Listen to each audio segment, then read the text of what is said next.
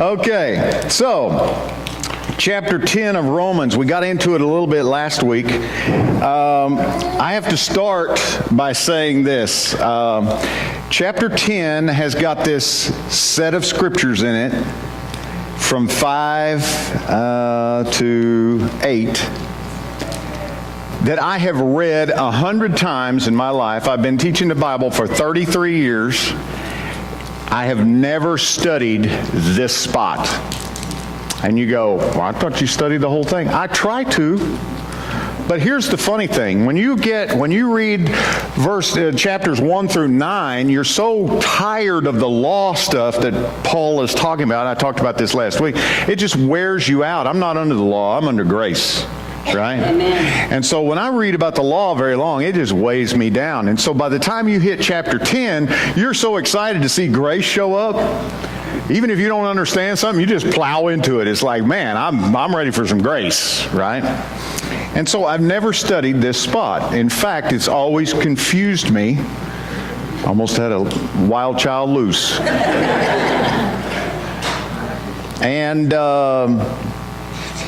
because of that,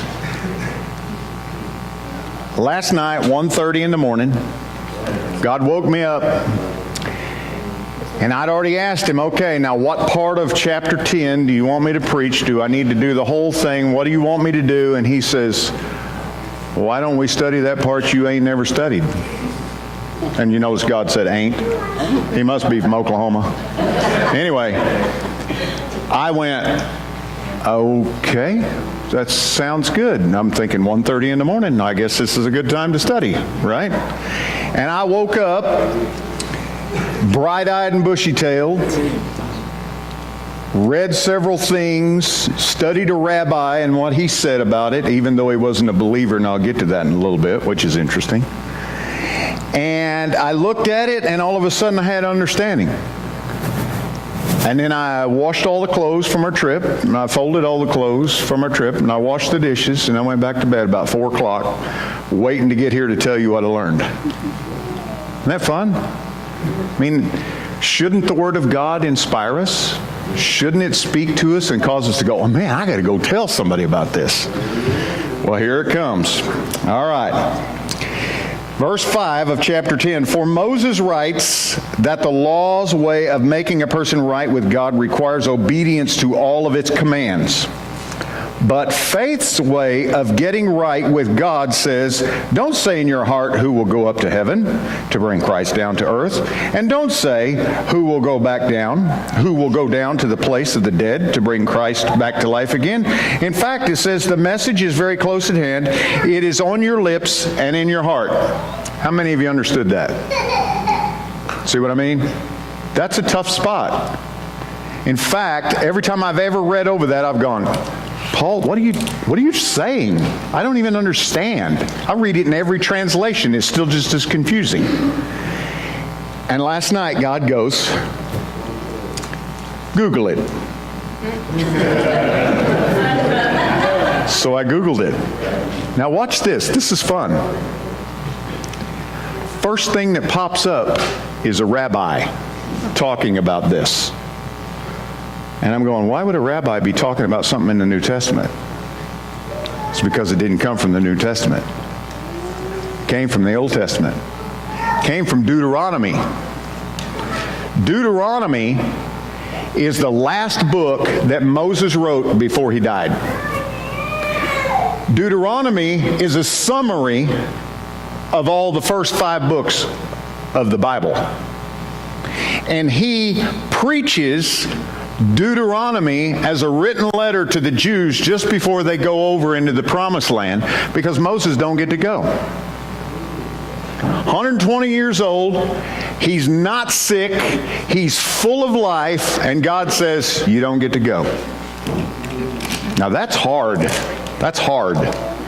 Moses worked his whole life putting up with these people in the wilderness who did not want to follow God. 40 years he had to suffer right along with them. And then God goes, you don't get to go. And as Michelle said, it was a consequence of sin. Moses struck the rock one time when God told him to speak to the rock. And you go, well, that's harsh. No, you don't understand. Moses is the mouthpiece of God. If God says do this and you don't do it that way, it's as if you've made God a liar. And God don't look very good on that, right? Especially when you're under the law. So here's the deal. Let's go to Deuteronomy and read that. And I want you to notice something.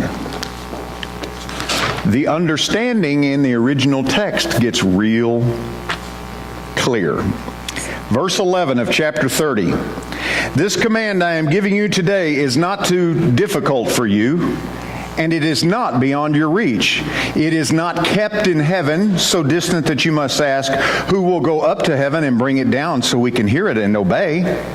It is not kept beyond the sea, so far away that you must ask, who will cross the sea to bring it to us, so we can hear it and obey? No, the message is very close at hand. It is on your lips and in your hearts so that you can obey it. Doesn't that make more sense? And you go, well, why does Paul make it confusing? Paul doesn't make it confusing. Paul is doing something with this that most of us don't catch. He brings Deuteronomy straight into the New Testament. Let's remember what Deuteronomy is. It's a summary. It's a summary of the law. It's a summary of what the law does to you and what the truth of the law sets you free from. It's a picture of grace in the middle of the law. And you say, why does Paul do that? Because Paul wants every Jew to be saved. And so he constantly brings up the law because all Jews know what the law is. But then he threads in this thing of grace in the middle of it and says, it was there all along. How do you think Moses survived 40 years? You ever thought about that? How did Moses survive 40 years with a rebellious group of people who did not want to follow God? Because of God's grace. I mean, it's that simple. Now watch this. Now listen, today I'm giving you a choice between life and death, between prosperity and disaster, for I command you this day to love the Lord your God and keep his commands, decrees, and regulations by walking in his ways.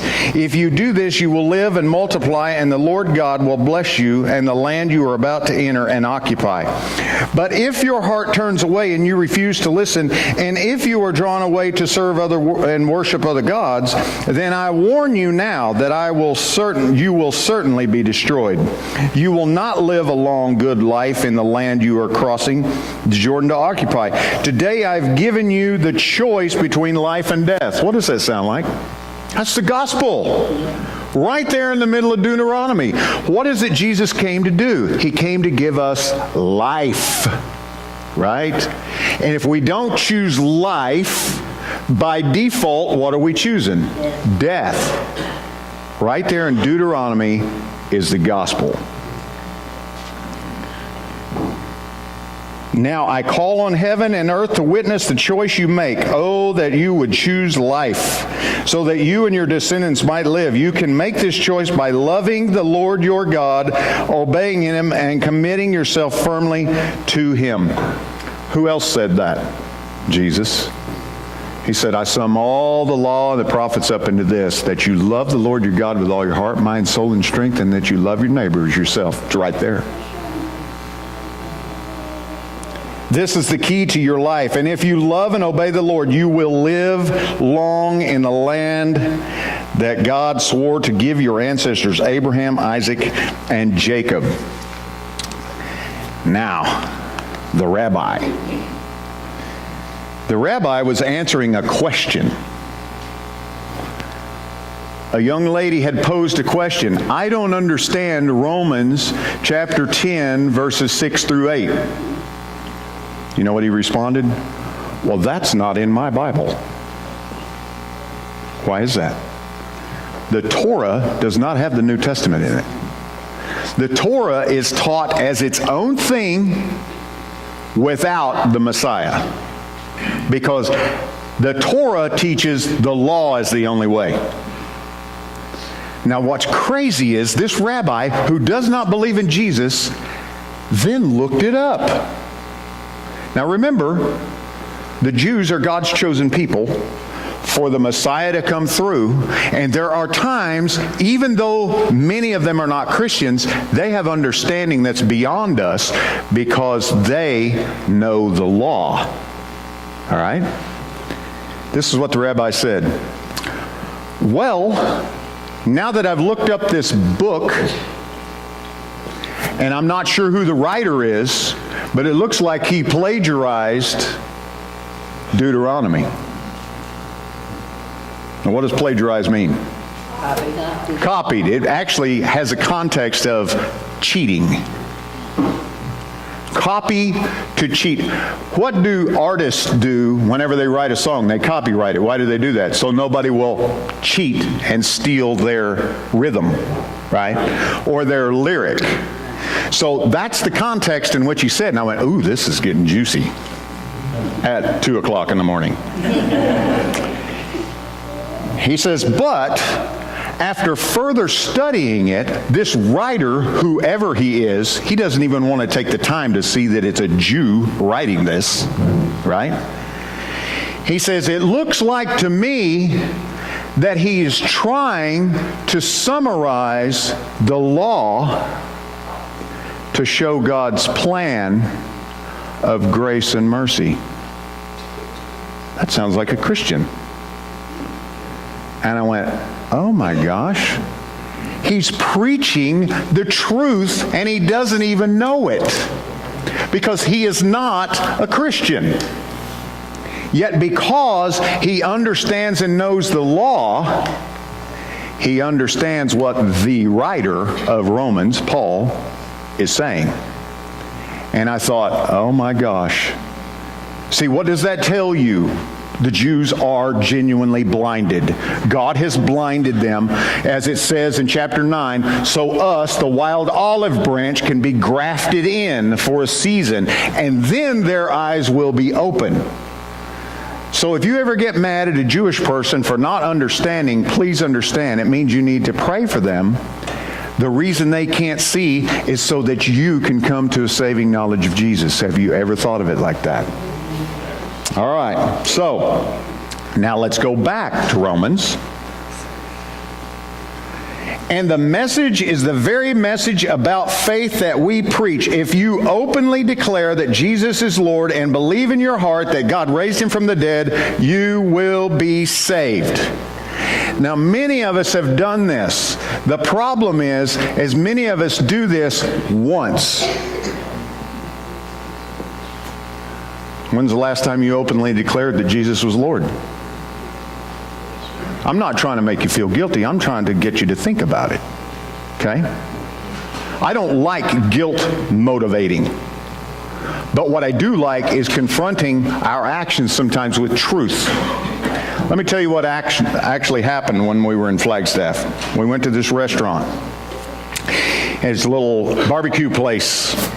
And by the way, our barbecue's a lot better because we know how to cook barbecue here. That's almost California. They don't know what barbecue is. Anyway.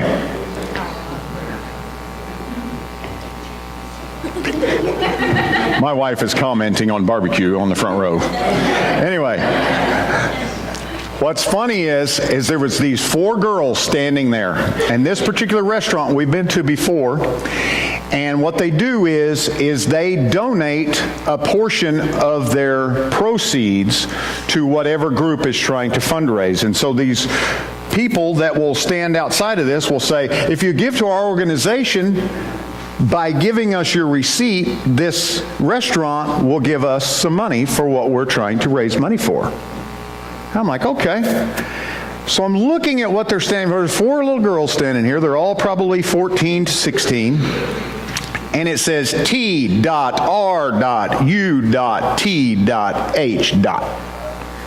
Truth. I went, ooh, this is good. I said, so what does truth stand for? And she said, well, we've come from a lot of hard backgrounds and stuff like that, and so we look for the truth inside of us that is our own truth, whatever your own truth is, whatever that makes you to be. I said, that sounds like relativism to me. And she goes, what does that mean? I said, Jesus said the truth will set you free, and you will be free indeed. See, the truth is Jesus. And if you look for truth in and of yourself, you will not find it, because if you're looking within yourself, it's not there. See, it's relative. Oh, I'm not going to kill somebody today, so I'm better than you. Oh, I'm not going to steal something today, so I'm better than you. Oh, I'm going to steal something today because I got grace, so see how we can twist that any way we want to? But what does Jesus say? If you've thought about stealing in your heart, you're a thief. If you've thought about cheating on your wife, you're a cheater. It gets right to the core of it. How do you fix that? By submitting yourself to God. Resist the devil and he will flee from you. Right? And so I said, Jesus said, I am the way, the truth, and the life, and no man comes to the Father but by me. And they went, could we just have the receipt? Sure. Then we got to talking about it more, and we thought about what they were actually raising money for, and it wasn't truth. And so I didn't give them the receipt. You know why? Because I'm not going to promote something I don't believe in.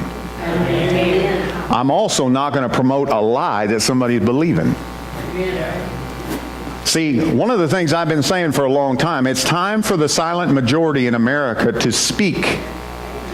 But we have to speak truth with love. I did not condescend to them. I did not condemn them. I merely spoke truth.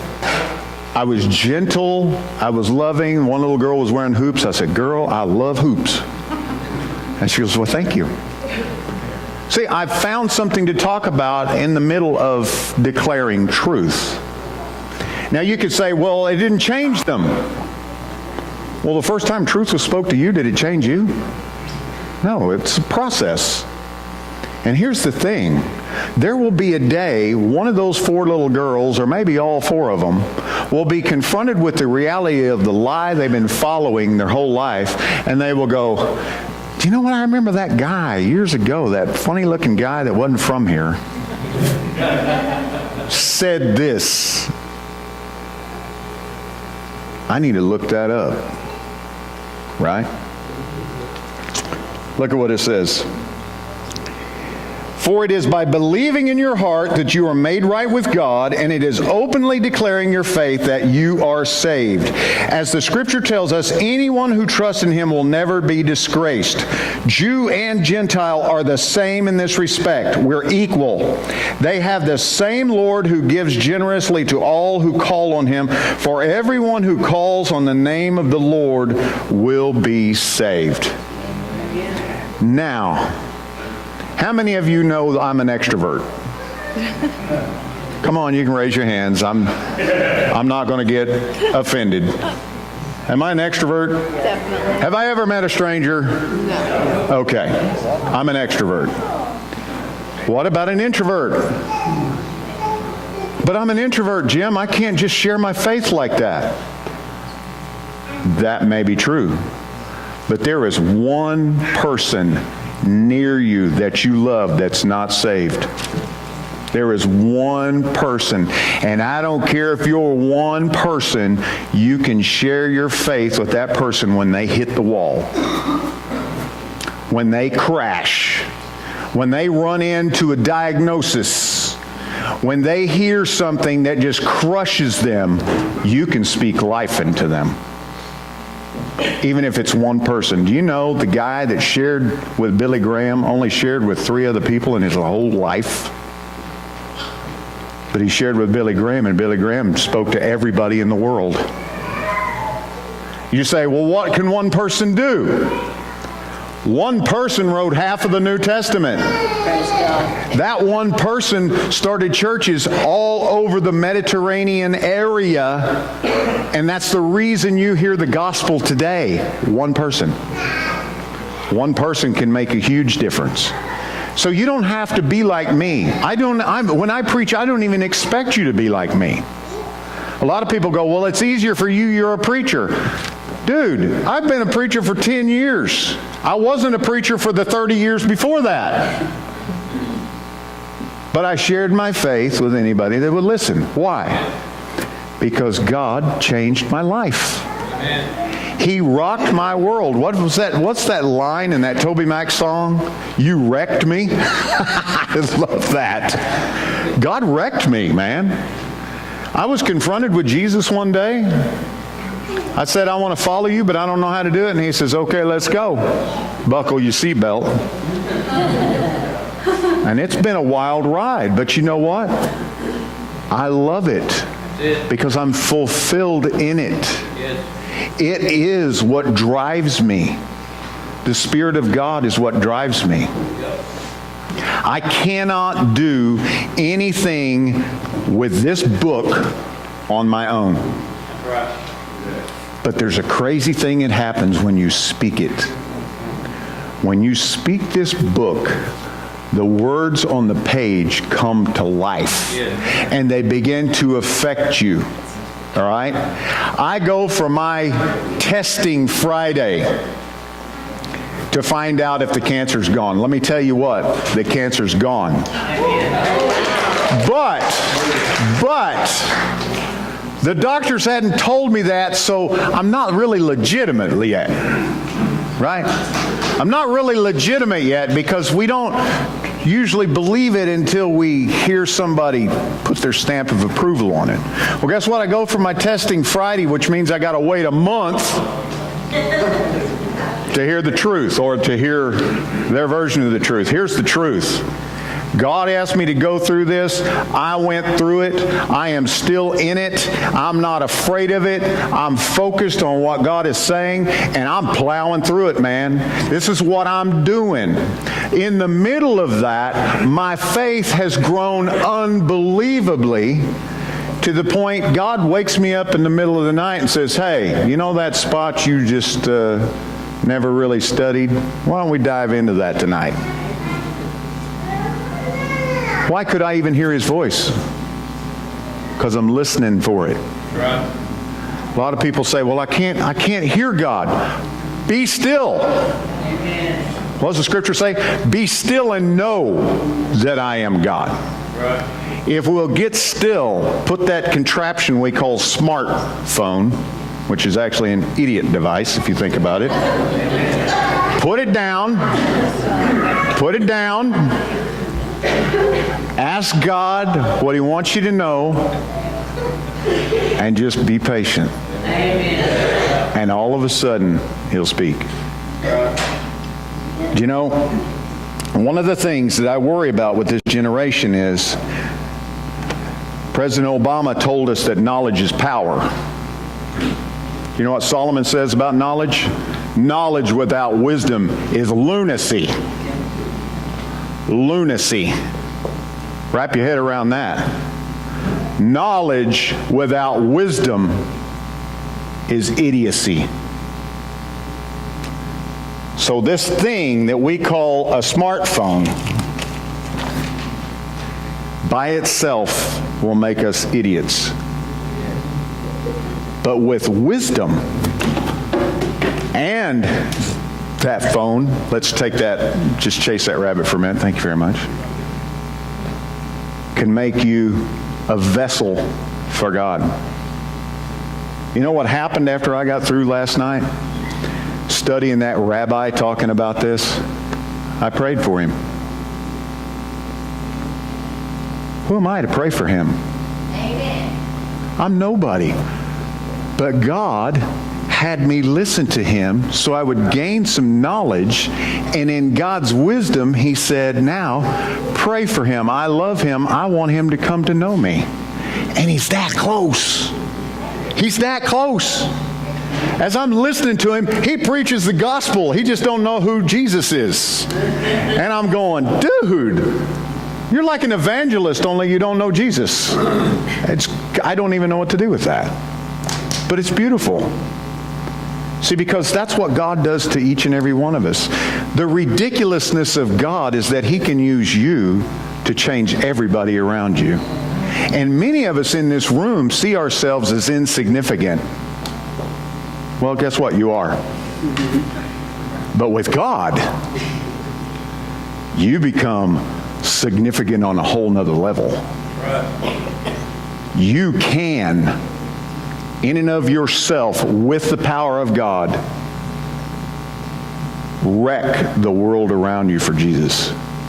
Guys, my challenge to you today is quit just playing Christianity. Live it.